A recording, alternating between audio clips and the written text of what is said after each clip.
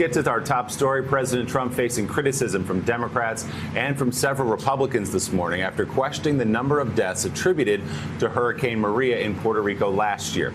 In a pair of tweets yesterday morning, the president wrote, 3,000 people did not die in the two hurricanes that hit Puerto Rico.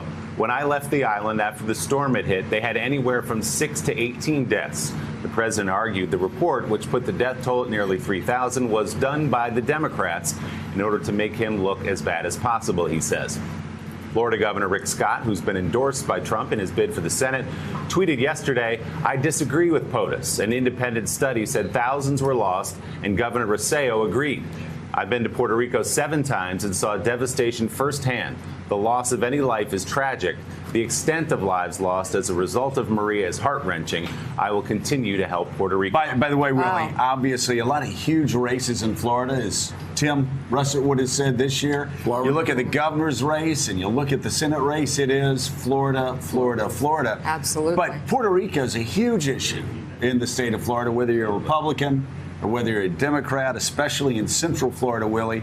And when you see Rick Scott, who's been one of the president's most loyal supporters, coming out, when you see Paul Ryan coming out, yeah.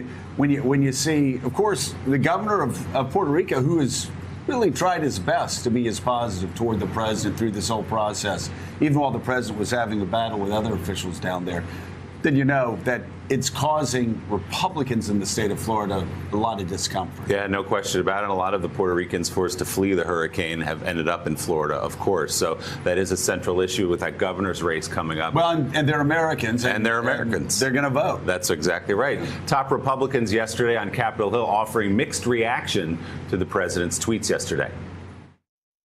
The casualties don't make a person look bad. That's not. So I have no reason to dispute these numbers. I was in Puerto Rico after the hurricane. It was devastated. This was a horrible storm. I have no reason to dispute those numbers. Those are just the facts of what happens when a horrible hurricane hits an isolated place like an island. It was a tragedy. There's no question about it. And it was a very difficult problem for all of us here in the country. And we should do everything we can to help people in those kind of circumstances. I would hope he's not saying that Democrats are to blame for the death toll, but there has been almost like a rush to try to make a Katrina moment for the president, to say that was really toxic for President Bush, that how he handled the storm. And so let's see if we can do that to President Trump as well. I really don't know the number of deaths, but it was certainly more than 16, whatever the initial reports were. There's a big difference between 16 and 3,000. I don't know who picked the number 3,000. I don't know how they arrived at the information. I'd like to know more. The White House press office put out a statement following the president's tweet. It reads in part, as the president said, every death from Hurricane Maria is a horror. President Trump was responding to the liberal media and the San Juan mayor, who sadly have tried to exploit the devastation by pushing out a constant stream of misinformation and false accusations. But Willie, this was a study, actually. George Washington University. A GW study that actually Rick Scott and other Florida officials agree with. That, right. Rick Scott said thousands of deaths from the storm.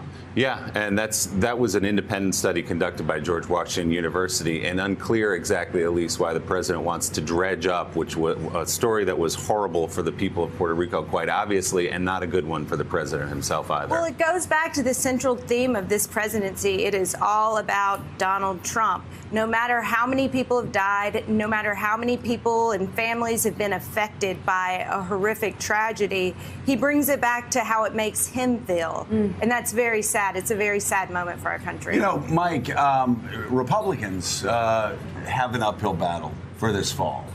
I think? Yes. The president's approval numbers are back down into the 30s.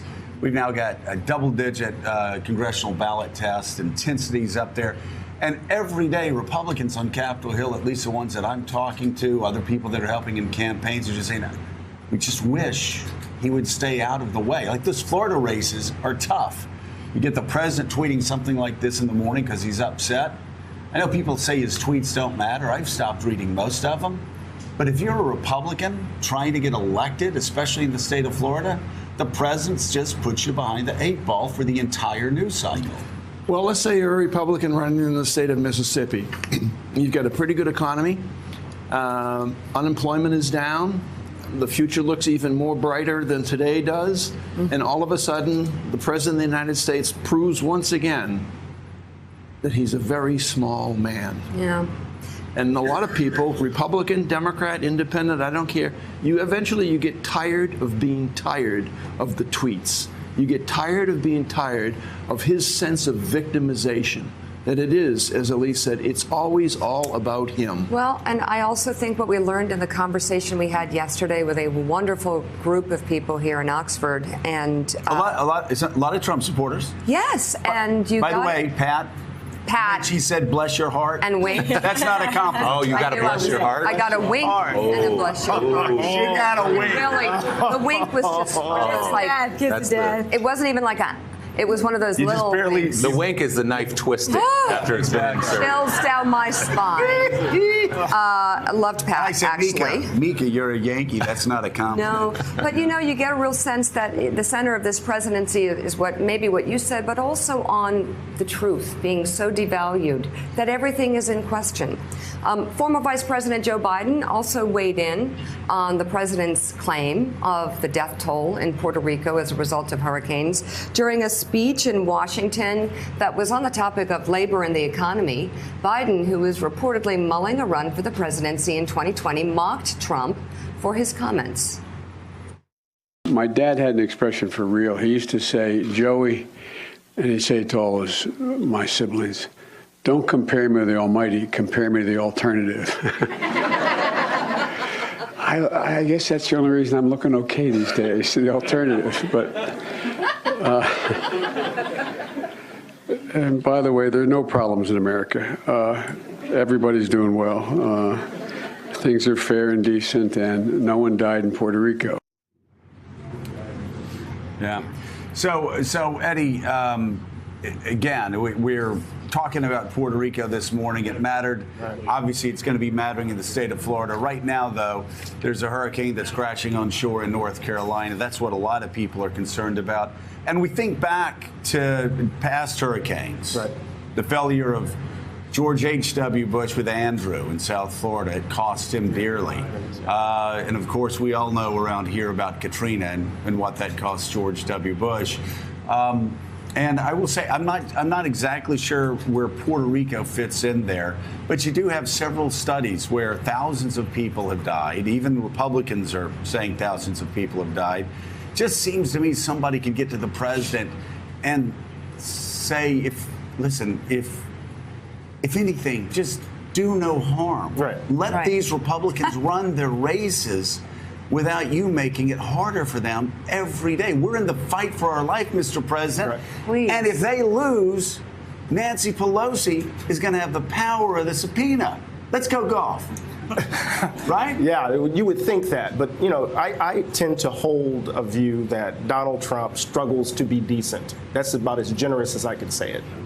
And in this moment, to lack empathy, to think about a disaster that's bearing down on the Carolinas and to not think about that and instead think about whether or not you're to blame for the disaster that happened in Puerto Rico, suggests a kind of narcissism that blunts his capacity to think about the suffering of others. But then there's this other part of it, Joe, that's really interesting, at least to me. There's all of this chaos from the Woodward book to the anonymous op-ed. Right.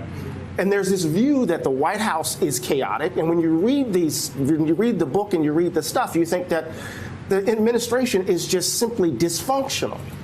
And then you combine that dysfunction with the impending disaster, then you worry whether or not they're going to be prepared to deal with all of the death and the destruction. And so he's talking about who's the 16, 18. We know 3,000, close to 3,000 people died. I'm worried, as General Honore and others, whether or not they're going to be prepared to deal with this disaster. Are they going to prepare for what's in front of them? And what this is a lot like, Mika, is like, for instance, the entire question over Russia and collusion. I think actually the president has finally cracked the code after a year and a half, because he could never, if you ever talked about Russian interference in the election, he would say no collusion and there was no such thing. Now, and most of his top aides were terribly frustrated and said, two things can be true at the same time. You could have legitimately won the presidency, But Russia could have tried to interfere in the election, right? And he's never been able to figure out. Same thing with Puerto Rico. You can't have 2,000 or 3,000 deaths without him taking it as some personal failure on his front. So we'll see what happens there. But it does seem, at least on the Russia front, now he's finally starting to talk about punishing countries that actually are interfering in American democracy. Well, there is a lot more ahead this morning. New developments on former campaign chair Paul Manafort. Is he angling for a pardon? Plus, Democrats launch a last-ditch effort to stall the nomination of the president's Supreme Court pick, Brett Kavanaugh. And, of course, we will continue to follow Hurricane Florence lashing the Carolina coast. The National Weather Service says landfall is imminent. We're going to get the latest track, go live to our reporters on the ground. You're watching a special edition of Morning Joe live in Oxford, Mississippi. We'll be right back. Thanks for checking out MSNBC on YouTube, and make sure you subscribe to stay up to date on the day's biggest stories. And you can click on any of the videos around us to watch more from Morning Joe and MSNBC. Thanks so much for watching.